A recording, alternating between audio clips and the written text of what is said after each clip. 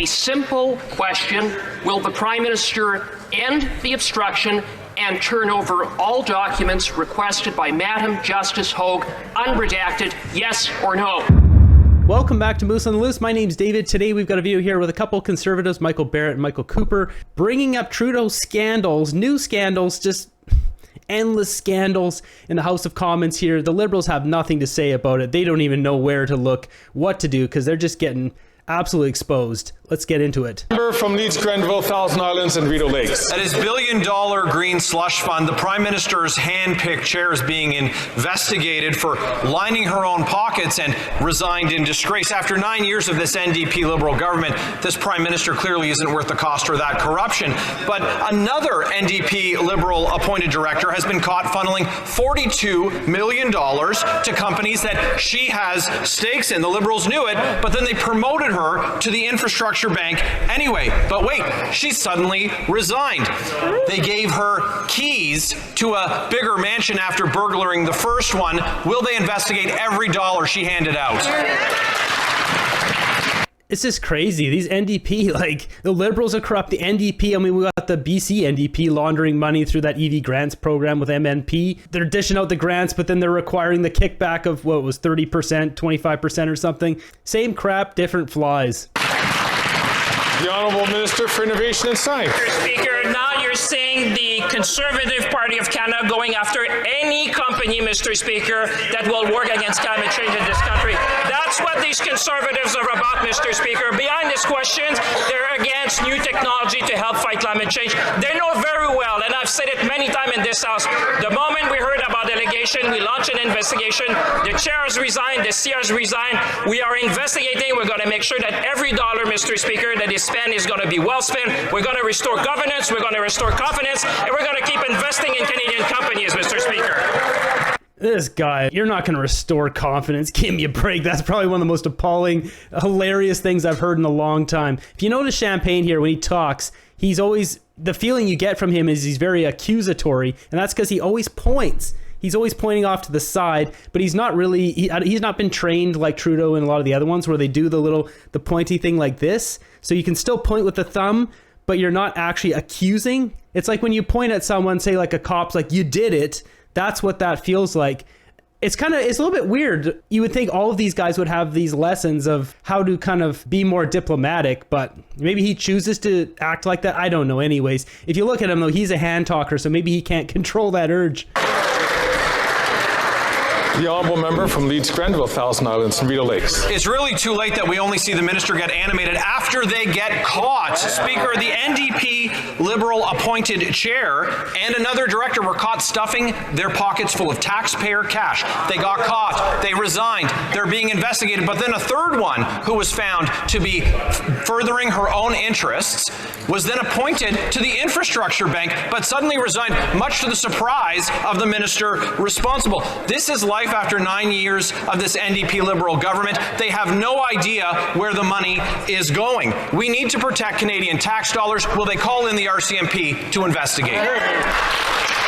The Honourable Government House Leader. Well, that's the same question he just asked and that the Minister just answered. But while we're here and have some time, Mr. Speaker, I want to know why there is a woman in Aurora named Sabrina Maddow and another one, and they're both women, by the way. Her name is Rachel... Whoa. Let's not assume gender now. Gilliland, alleging things that don't seem quite kosher in Conservative nomination land. And that is after the accusations by Ms. Maddow of illegality in a Conservative nomination. And they just happen to be the only two women in that nomination race. Why? So it's interesting here. I don't know what he's talking about. They're digging up something or making up something or whatever, but it's likely in the next session the Conservatives will bring this up and dunk on them as they normally do. But remember, I was talking a few days ago, 2 days ago, about Chrystia Freeland looking overconfident about something. I think this is what it is. They found some dirt on a couple candidates or something. Maybe they're just completely making up or fabricating or inflaming something that's not really anything. Who knows? But I've got to think this is what that was all about. Why she was overconfident the couple days ago, because she looked completely different.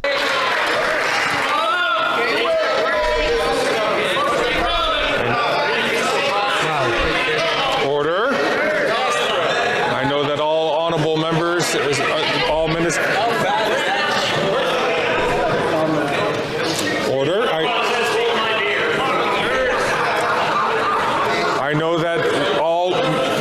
members and especially all ministers understand that, of course, that when questions are asked, it should be about the administration of the government or the committees. And it's the same thing which is expected of ministers to respond to the administration of government. The honourable member... Throw him out! Oh, excuse me, I've made a mistake. The honourable member from St. Albert, Edmonton. Speaker, after the Prime Minister got caught turning a blind eye to Beijing's interference in our elections, his government was dragged kicking and screaming into calling a public inquiry. It has now been revealed that the Prime Minister and the Cabinet are obstructing the work of the inquiry by refusing to turn over documents to the Commissioner.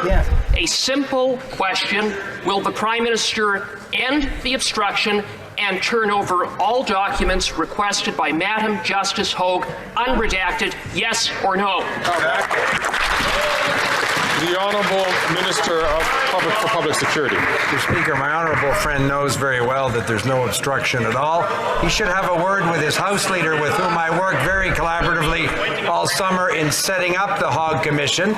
We agreed to all the details of the terms of reference, including the fact that solicitor-client privilege and cabinet confidence were essential things that needed to be protected. And, of course, the people that served in Mr. Harper's government would know the attachment Mr. Harper had to those principles, but our government went a step further and made available cabinet documents that were relevant to this inquiry, and will continue to do everything necessary to allow them to do their work.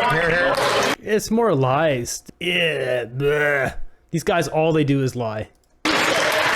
There you have it. More corruption, the NDP scandal. You've got documents being withheld, redacted. There's too many. Like, we don't even know what happened with Christian Firth. That one isn't even buttoned up yet. Did we put him in jail yet? I wonder at what point is it like 10,000 Canadians just show up at the front door, kick it in, and go get the documents themselves? Like, it's... I don't know. I think the government needs to be a little bit careful about lying and stealing and lying and stealing, lying and stealing, because eventually you'll break the very, very patient, wonderful, and peaceful people of Canada. There is a breaking point for everyone. So let me know in the comments down below what you guys think about this, because it's just more liberal lies, more liberal corruption. At this point, once the Conservatives get in, we're going to have an entire team dedicated to doing a forensic audit on all of the liberal crap that has gone on, all the scandals, and then get some people behind bars, sue some people, get a bunch of the money back, and end some of the programs that were started that are just complete dog crap, that are just giving our money away to all that stuff. So anyways, thanks for watching the end of the video here. Be sure to subscribe here on my extra channel, the second channel. We'll keep fighting for freedom, and I'll see you guys in the next one.